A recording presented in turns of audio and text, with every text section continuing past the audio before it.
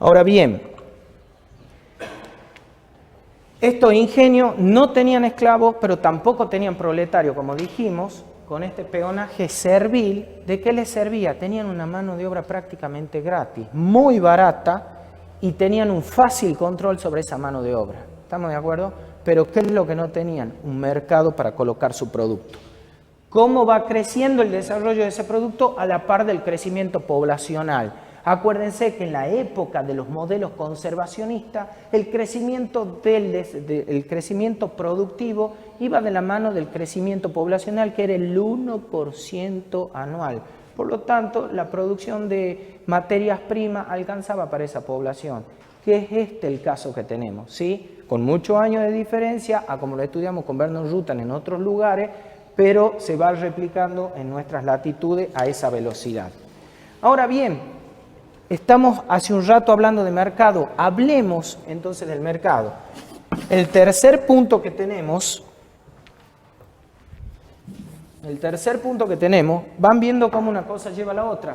Cuando hablamos primero de la situación previa, de las diferencias de la Pampa con el norte del país, hablamos también de cómo eran esas estructuras de los ingenios. Vamos a ir repasando paso a paso. ¿Cómo eran esas estructuras de los ingenios? Esa estructura de los ingenios nos lleva a hablar de, al no ser esclavista, nos lleva a hablar de la mano de obra. Hablamos de la mano de obra. ¿Cómo era la mano de obra? Era peonaje servil. Ahora, ese peonaje servil, que es parte de la población, traduzcamos población igual a mercado, pues hablemos de cómo era el mercado. El mercado, dijimos que era esa población y que eran rutas inconexas con Buenos Aires. Había conexión, acuérdense que salían los productos por Buenos Aires, pero había mucho pillaje, mucho vandalismo, guerras internas, y eso que atenta contra el desarrollo del mercado. Entonces, ¿qué es lo que pretende este norte del país, estos industriales recién empezándose a desarrollar? Pretenden desarrollar el mercado, pero ¿cómo iban a desarrollar el mercado si teníamos condiciones como aduanas entre provincia y provincia? Porque previo a que esto sea un país, había existencia de provincia, todavía no estábamos unidos en una nación. Entonces cada provincia tenía su aduana y aplicaba el impuesto que quería. ¿Y en qué se traducía que haya aduana? Que los productos de acá hasta Buenos Aires se encarecían enormemente. Buenos Aires, cuando los recibía de Europa, productos los recibía más baratos que del mismo norte argentino, porque a esto no solo había que sumarle los altos impuestos, sino volvemos al mismo problema que nombramos recién, que era el vandalismo, que eso es un costo extra que había que considerar. ¿Estamos de acuerdo? Ahora bien, estas aduanas a su vez también servían, como les acabo de decir, los productos que venían de Europa venían productos ya industrializados, porque ya se estaba dando la revolución industrial en Europa, venían a un precio muy bajo, pero estas mismas aduanas ayudaban a su vez a proteger los productos del interior. ¿En qué sentido?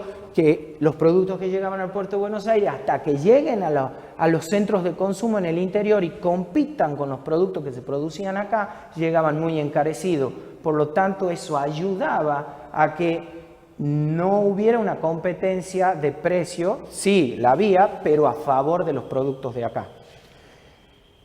Cuando esto a su vez tiene, como decimos, tiene un lado malo y tiene un lado bueno, que era que protegía los productos del interior. Ahora, este lado malo también se traducía en el poco desarrollo industrial debido a que al vandalismo y los altos impuestos de la aduana no permitían entrar la tecnología para desarrollar la industria del interior. ¿Sí? Entonces, por un lado, lo que era bueno para proteger el producto, por el otro lado era malo porque no permitía el desarrollo tecnológico que abarate y acelere los procesos productivos.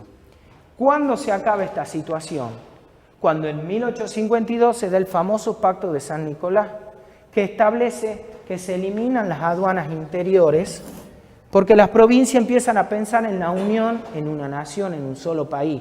Entonces no se puede hablar de un país con una misma mentalidad si tenemos aduanas todas diferentes en las diferentes provincias que nos vayan generando costos y no desarrollo. Ahora bien, llegamos a la situación que eliminamos las aduanas. Entonces, ¿qué nos trae eso aparejado al eliminar las aduanas? Nos trae aparejado que esta baja impositiva, que esta baja de costo nos permite el desarrollo de las rutas. Y el desarrollo de las rutas, ¿qué nos va a traer directamente de consecuencia? La entrada de la tecnología. Por lo tanto, el punto que sigue, ¿cuál va a ser? La mecanización de la industria acá en el norte.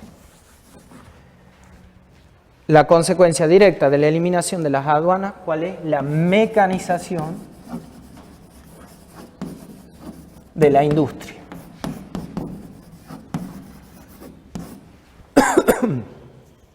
Esa mecanización de la industria viene de la mano de ¿quién? Algo muy importante, el ferrocarril. Traer esos trapiches de fundición, traer esas ruedas de fundición para mover los trapiches, esos engranajes, a carretera era imposible. Pero el desarrollo del ferrocarril permite, en 1800, 1876 más particularmente, que llegue el ferrocarril a Tucumán, que traen exactamente, con el primer ferrocarril que llega el primer trapiche a Tucumán. Y ese es el comienzo de la mecanización y desarrollo de la industria azucarera, ¿sí? Entonces, algo muy importante que en 1876, un paso es eliminar la aduana y el otro paso es el acelere de las conexiones, del comercio, lo que trae aparejado también la tecnificación. Ahora, estamos acá, tenemos el ferrocarril, traemos tecnología, ¿qué podemos sacar afuera? El producto. Entonces, ¿qué desarrollamos con el ferrocarril? El mercado. Conectamos las distintas ciudades y tenemos desarrollo de mercado para nuestro producto. O sea, esto, a la vez que trae la tecnología, nos permite enviar el producto. ¿De dónde traen esta tecnología? Si bien en un montón de clases hemos visto que nunca, lamentablemente, se ha desarrollado tecnología propia en este país, este tampoco ha sido el caso. La tecnología traída para la industria azucarera era la tecnología desarrollada por Europa para competir precisamente con el azúcar de aquellos ingenios que nombramos al principio, los ingenios esclavistas de Centroamérica. Para un azúcar tan barata de algo que no tenía un costo de mano de obra, ellos desarrollan la industria de la remolacha. Zona fría, no hay cañaveral, pero hay remolacha, desarrollan los ingenios para remolacha azucarera. Esa es la misma tecnología que se trae acá. Quedan registros de esa época, ¿saben cuál? En el Ingenio San Pablo. Ubican el Ingenio San Pablo. En el Ingenio San Pablo, el gomero gigante que hay en el Ingenio San Pablo, ese árbol tan hermoso que hay ahí, lo traen en el primer ferrocarril, lo trae Roca y lo plantan en el Ingenio San Pablo cuando traen los trapiches. Esas son cosas que quedan de esa época, pequeños detalles. Ahora bien, esta mecanización industrial, esta tecnología, pero seguimos con la mentalidad colonial. Queremos tener el desarrollo industrial, pero al más bajo costo posible. ¿Por qué digo con nuestra mentalidad con la mentalidad colonial de la época de los españoles? Porque pretendíamos generar un producto muy barato, que la mano de obra no nos cueste, y ese producto no lo pensábamos colocar en un mercado local, sino pensábamos colocarlo en la pampa húmeda. Por lo tanto, seguimos con el peonaje servil, no modificamos el mercado, no queremos crear mercado, lo queremos crear afuera, ¿me entienden? Seguimos pensando en esta región como una gran hacienda, y esa es la mentalidad colonial que impide el desarrollo del mercado, ¿sí? Ahora bien, ¿cómo logramos pagar esas inversiones? Porque traemos tecnología y la tecnología genera lo que se llama el ciclo de tecnificación, endeudamiento. Nos endeudamos para comprar la tecnología, hay que pagar esa deuda. ¿Y cómo la pagamos? Con aumentos de producción. Pero ¿cómo aumentamos producción si no tenemos tecnología para aumentar la producción in situ? Corremos la frontera. Ahora bien, ¿cómo lográbamos? No teníamos esclavos, teníamos que aumentar las tierras. Entonces, ¿sobre qué tierra avanzamos? Sobre las mismas tierras que le estábamos dando en ese momento a los indígenas. Entonces, cuando avanzamos y producimos caña y vamos corriendo la frontera, llegamos al punto que no tenemos más frontera. Tenemos todas las tierras productivas a mano de los ingenios. Entonces, ¿por qué se iba a quedar esa gente? No se quedan, se empiezan a ir. Entonces, ¿cómo logramos que se queden? Se saca la famosa ley del conchavo. La ley del conchavo, que significaba que si alguien no tenía un trabajo que estaba estipulado en una papeleta que decía que trabajaba para una determinada estancia, ¿sí?, estaba fuera de la ley. Por lo tanto, si estaba fuera de la ley, iba a la cárcel. Y si iba a la cárcel, de ahí nomás se lo tomaba y se lo llevaba a una estancia para que trabaje en forma de pago por haber quebrado la ley por no trabajar. Era todo un círculo vicioso, todo cerrado, ¿me entienden? Entonces, esa es la mentalidad colonial que les estoy hablando, a donde yo tomo la mano de obra, quiero que sea gratis, quiero que sea barata, y no pienso que en lo que trabaja es el mercado que tengo que desarrollar. Entonces, seguimos con el desarrollo tecnológico e industrial, lo tenemos, pero de a poquito, muy lento. No crecemos porque no desarrollamos mercado. Ténganlo presente a eso, porque eso es lo que nos diferencia en el desarrollo que tiene Inglaterra. Inglaterra, ya les he dicho, desarrolla su industria y es su mismo proletariado el mercado, ¿sí? Entonces, primero coloca el producto lo más cercano posible, barato y mucho producto, y nosotros no, hacíamos todo al revés, todo lejos, costoso, ¿sí? Ahora bien, necesitamos pagar la deuda, extendemos los cañaverales sobre tierra que antes tenía la familia productiva, ahora no la tienen, pero queremos que sigan trabajando, sacamos la ley del conchavo, con eso los retenemos ahí adentro, pero también generamos un costo extra porque esa gente que estaba obligada a estar ahí a través de la ley del conchavo, obviamente si no se podía escapar, saboteaba. Entonces teníamos un costo extra. Entonces en ese momento, si bien no estábamos tecnificando, nuestra industria era costosa y encima no teníamos un mercado cerca. ¿Van entendiendo el porqué del lento proceso de desarrollo de esta zona? Ahora bien, cuando extendemos los cañaverales, ya no tenemos dónde más extender, ¿qué hacemos? Y necesitamos más materia prima, porque estos ciclos de tecnificación, endeudamiento, continuaban porque cada año que pasaba había nueva tecnología, la seguíamos incorporando, el ferrocarril la seguía trayendo y había que seguir pagando y ya no teníamos a dónde extender. ¿Qué se hace?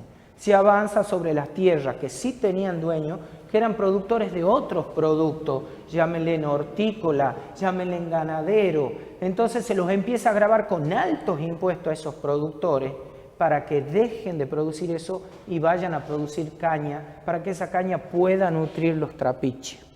¿Sí? ¿Entienden cómo vamos? Bien. Ahora bien, ¿qué se hacía con la ley del conchavo? Teníamos los peones que estaban en el cañaveral y aquellos que escapaban, ¿qué se hacía? Iban presos y cuando se los sacaba, se lo usaba como mano de obra para trabajo forzado para el desarrollo de la infraestructura que necesitaba esa industria. Los caminos, nuevas vías, la puesta o construcción de más ingenio o ampliación de ingenio. ¿Estamos de acuerdo? Ahora, ¿qué pretenden los ingenios en ese momento? Están empezando a chocar con no solo límites de tierra, sino límites productivos, con altos costos. Entonces, ¿qué tratan de hacer los ingenios? Empieza ahí la época donde los ingenios, hasta el día de hoy, todos sus costos los trasladan a los demás.